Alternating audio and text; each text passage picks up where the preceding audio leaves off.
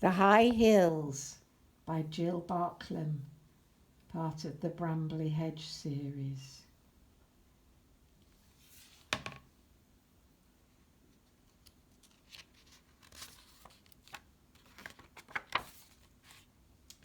For many generations, families of mice have made their homes in the roots and trunks of the trees at Brambly Hedge, a dense and tangled hedgerow that borders the field on the other side of the stream.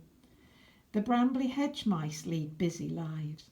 During the fine weather, they collect flowers, fruits, berries and nuts from the hedge and surrounding fields and prepare delicious jams, pickles and preserves that are kept safely in the store stump for the winter months ahead. Although the mice work hard, they make time for fun too, and all through the year they mark the seasons with feasts and festivities. And whether it be a little mouse's birthday, an eagerly awaited wedding, or the first day of spring, the mice welcome the opportunity to meet and celebrate.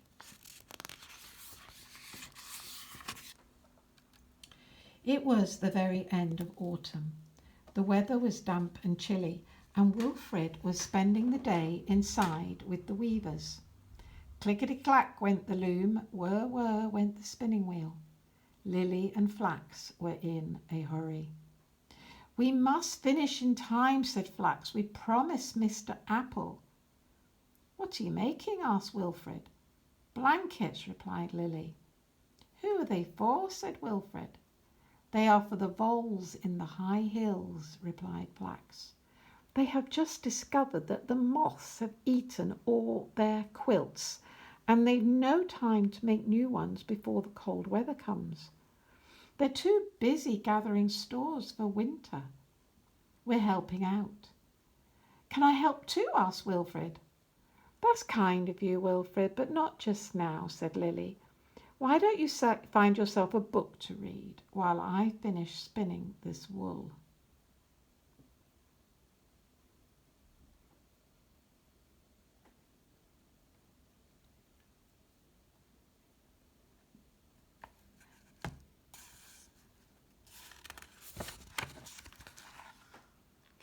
Wilfred went over to the bookcase. On a shelf tucked between volumes on dye-stuffs and weaves, he found a thick book called Daring Explorers of Old Hedge Days. He settled himself comfortably and began to turn the pages. "Sir Hogweed Horehound," he read, "determined to conquer the highest peak of the high hills, for there he knew he would discover gold. Alone he set forth, taking in his trusty pack all he needed to survive the rigorous journey." Wilfred sat entranced. The whir of the spinning wheel became the swish of eagles' wings, the clatter of the loom, the sound of falling rock, and the drops of rain on the window, jewels from the depths of some forgotten cave. Was there really gold in the hills beyond Brambly Hedge, he wondered. Suddenly a door slammed. It was his mother come to fetch him home for tea. "I hope he hasn't been too much trouble," said Mrs. Toadflax. "He has been so quiet we'd almost forgotten he was here," said Lily. "You can send him down again tomorrow if you like."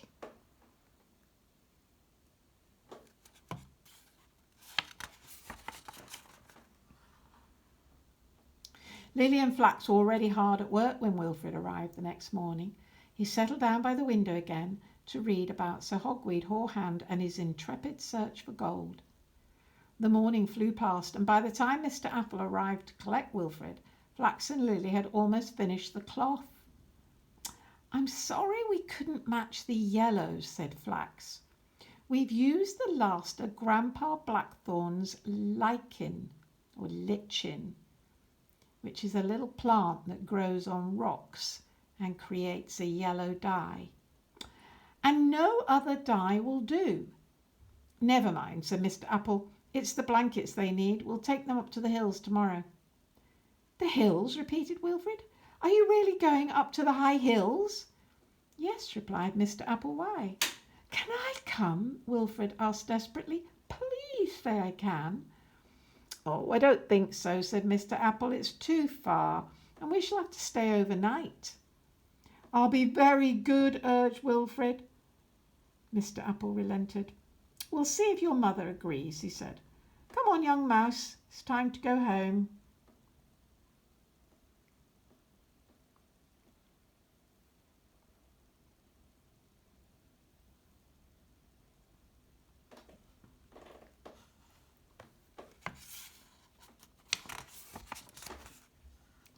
To Wilfred's surprise, his mother did agree. It will do him good to be in the open air, she said. Wilfred rushed upstairs to pack. He knew just what he would need. Sir Hogweed Horehound had listed all the essential gear in his book.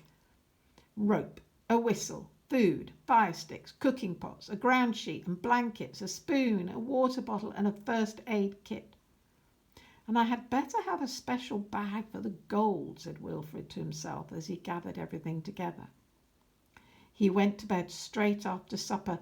It was a long way to the high hills, and to get to the Vole's Hole by dusk they would have to make an early start. Next morning, soon after dawn, Flax, Lily and Mr. Apple called for Wilfred. They were carrying packs on their backs full of cloth and blankets, and there was honey and cheese and a pudding for the voles from Mrs. Apple. Wilfred hurried down the stairs. Whatever have you got there? Asked Flax. It's my essential gear, explained Wilfred. You won't be needing a cooking pot. I've got some sandwiches, said Mr. Apple.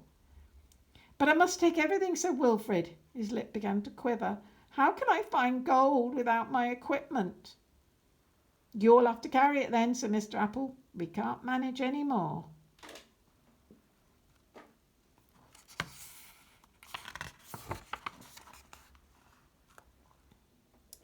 The first part of the journey was easy. The 4 mice went up to the hedge, past Crabapple Cottage, the store stump, and Old Oak Palace. Then they rounded the weavers' cottages and arrived at the bank of the stream. Carefully they picked their way over the stepping stones and clambered up into the buttercup meadow. Wilfred strode through the grass, occasionally lifting his paw to gaze at the distant peaks.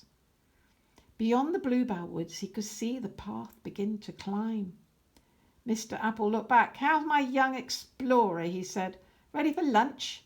Oh, please, said Wilfred, easing off his pack with relief. The mice ate their picnic and enjoyed the late autumn sunshine, but soon it was time to go on. All through the afternoon they walked. The path became steeper and steeper, and when they looked behind them they could see the fields and woods and hedges spread out far below.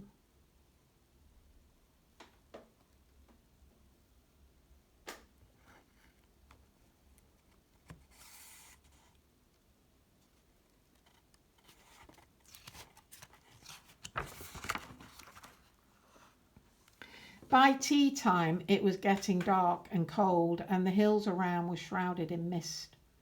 At last they saw a tiny light shining from a rock beneath an old hawthorn tree. Here we are, said Mr. Apple. Knock on the door, Wilfred, will you? An elderly vole opened it a crack. When she saw Mr. Apple, she cried, Pip, fancy you climbing all this way, and with your bad leg too. Well, we couldn't leave you without blankets now, could we? Said Mr. Apple. The mice crowded into the cottage and were soon sitting round the fire, drinking hot bilberry soup and resting their weary paws. For Wilfred, the conversation came and went in drifts, and soon he was fast asleep. Someone lifted him gently onto a little bracken bed in the corner, and the next thing he knew was the delicious smell of breakfast sizzling on the range.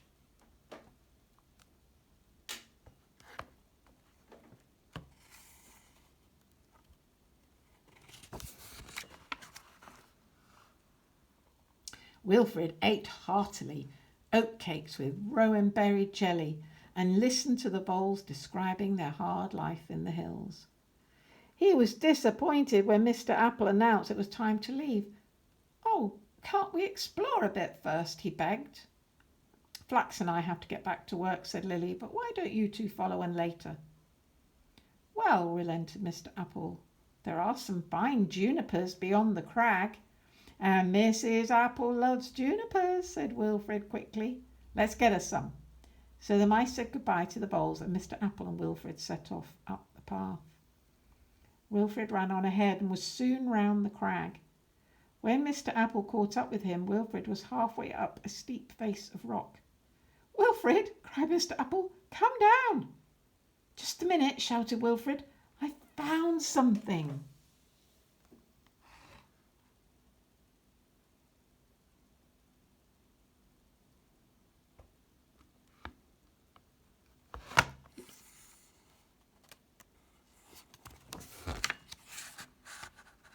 Mr. Apple watched as Wilfred pulled himself up onto the narrow ledge and started scraping at the rock and stuffing something in his pocket. "Look," cried Wilfred, "gold." "Oh, don't be silly, Wilfred," shouted Mr. Apple. "That's not gold. Come down at once." Wilfred looked over the side. His voice faltered. "I can't," he said. "I'm scared." Mr. Apple was exasperated.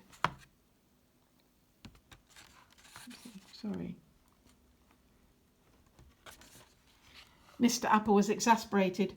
"Wait there," he shouted, and slowly he climbed the steep rocks, carefully placing his paws in the clefts of the stones. The ledge was very narrow. "We'll edge along this way. Perhaps the two paths will meet," he said. "We certainly can't go down the way we came up." As they walked cautiously along the ledge, an ominous mist began to rise from the valley. "Oh, if only we had some rope," said Mr. Apple. "We ought to rope ourselves together." Wilfred put his paw in his pack and produced the rope. Mr. Apple tied it carefully around Wilfred's middle and then round his own, and it was just as well, for a few minutes later they were engulfed in a thick white fog. "Turn to the rock face, Wilfred. We'll ease our way along one step at a time."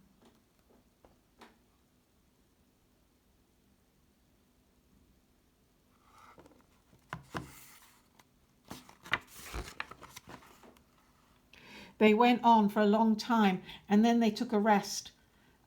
As they sat on the wet rock, the mist parted for a few seconds, just long enough to show a deep, strange valley below. Mr. Apple was worried. He had no idea where they were. It looked as though they would have to spend the night on the mountain. It would be very cold and dark, and all he had in his pocket were 2 sandwiches the voles had given him for the journey down. His leg was feeling stiff and sore too. What was to be done? He explained the situation to Wilfred. "It's all my fault," said Wilfred. "I didn't mean us to get lost. I just wanted to find gold like Sir Hogweed." "Never mind," said Mr. Apple. "We must look for somewhere to spend the night." A short way along the path the ledge became a little wider, and under an overhang of rock a small cave ran back into the mountainside. "Look," cried Wilfred, slinging his pack inside. "Base camp." Mr. Apple sat gingerly on the damp moss at the mouth of the cave. Everything felt damp. His clothes, his whiskers, his handkerchief. "I wish I brought my pipe. We could have made a fire," he sighed. "Never mind, we'll huddle close and try to keep warm." But Wilfred was busily searching in his pack again. Out came the fire sticks and the tinder box. "I'll see if there's some dry wood at the back of the cave," he said enthusiastically.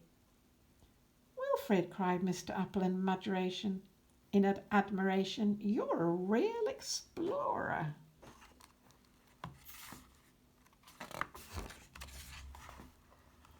Soon they had a cheerful blaze on the ledge outside the cave. Wilfred produced 2 blankets, and the mice wrapped themselves up snugly while their clothes dried in front of the fire. The little kettle was filled from the water bottle, and proudly Wilfred set out a feast of bread and cheese and honey cakes.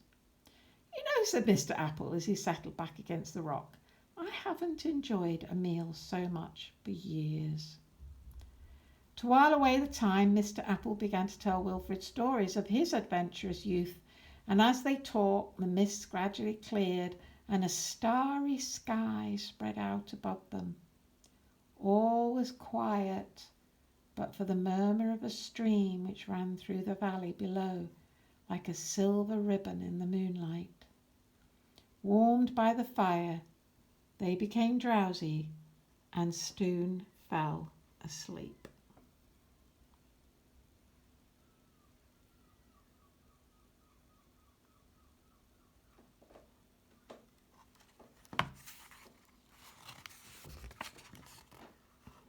The next morning they were woken by the sun shining into the cave. "It's a beautiful day," called Wilfred, peering over the ledge, "and I can see a path down the mountain." Mr. Apple sat up and stretched its leg. It still hurt. "We'll have to go down slowly, I'm afraid," he said. "Is it your leg?" said Wilfred. "I can help." And he brought out a jar of comfrey ointment from his first aid kit. They packed up and set off down the path. Mr. Apple did the best he could, but his leg was very painful. He managed to get as far as the stream, but then he stopped and sat on a boulder with a sigh. "I can't go any further," he said. "What are we to do?" The two mice sat in silence and watched the water swirl past the bank. "Don't worry," said Wilfred, trying to be cheerful. "We'll think of something." Suddenly he jumped up. "I've got it," he cried excitedly. "We'll sail down the stream." And he ran to the bank, and with his ice axe he hooked out some large sticks that had got caught behind a rock in the water. And using his rope to lash them together, he made a raft. "Come on," said Wilfred. "We'll shoot the rapids."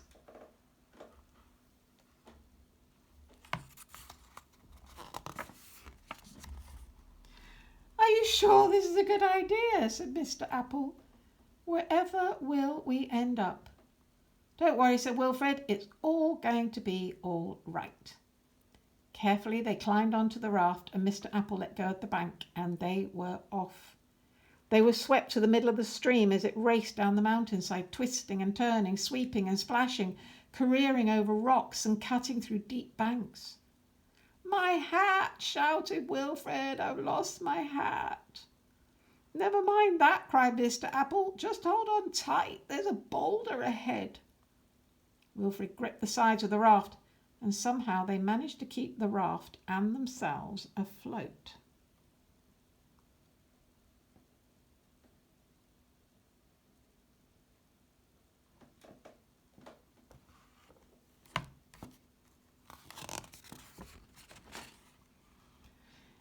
Down by the stream, Dusty was ferrying a search party of mice over to the buttercup meadows when he suddenly caught sight of a small red hat floating along on the current.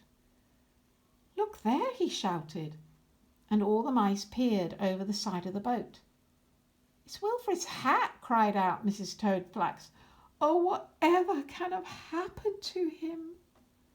"Can he swim?" asked Mrs. Apple anxiously. Meanwhile, Wilfred and Mr. Apple were beginning to enjoy their trip on the river. The ground had levelled out, and the pace of the stream had become gentler. They looked about them with interest. "Wilfred," called Mr. Apple, "can you see what I can see?" "I'm sure that's our willow ahead." Wilfred stared at the bank. "It is," he yelled. "And there's the old oak palace and the hornbeam. This is our stream." As they rounded the bend, they saw the Brambly Hedge mice climbing out of Dusty's boat. And at the very same moment, Mrs. Apple looked up and cried, "Look, look, there they are!" The mice turned in amazement. The raft was almost abreast of them. "Quick!" shouted Dusty. "Catch hold of this rope and I'll haul you to shore." As the two mice clambered out of the raft and up onto the bank, they all hugged each other. "Wilfred, you're safe!" cried Mrs. Toadflax. "My dear, what has happened?" "Oh, sorry. "My dear, what has happened to your leg?" said Mrs. Apple. Lord Woodmouse took charge. "Come on, everybody," he said. "Let's get these travellers home and dry, and then we can hear the full story."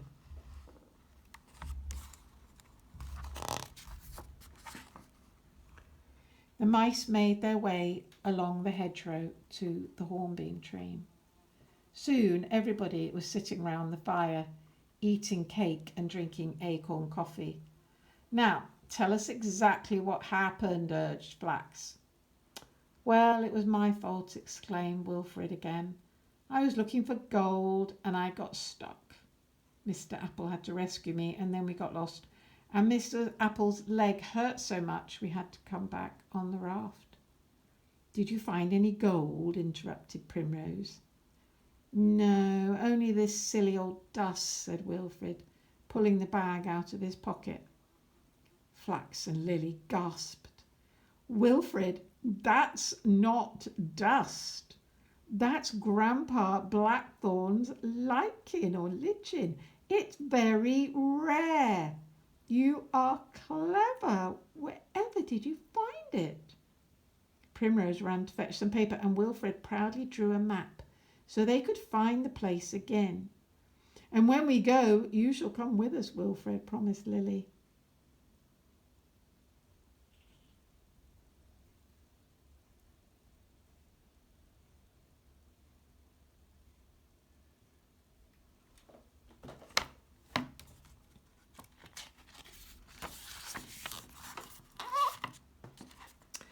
Mr. Apple was tired, and soon he and Mrs. Apple went home to Crabapple Cottage, and one by one the visitors drifted away. It was time for the explorer to go to bed. Wilfred followed his mother up the stairs. What adventure, she said, washing his face and paws and helping him take off his muddy dungarees. Wilfred climbed into bed. As his mother tucked him in, he thought of his night beneath the stars, and snuggling down under his warm blankets, he was soon fast asleep. And that's the end.